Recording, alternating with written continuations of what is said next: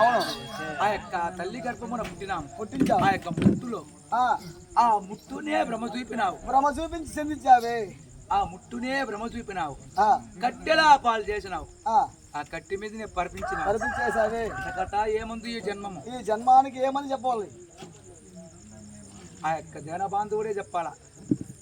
దీనికి అర్థం శనార్థాలు ఉంది చెప్పాలంటే. ముట్టు అంటే ఆ తల్లి గర్భములు ముట్టులోనే పుట్టినావు. అవునవును. ఆ ముట్టునే భ్రమ చూపించినావు.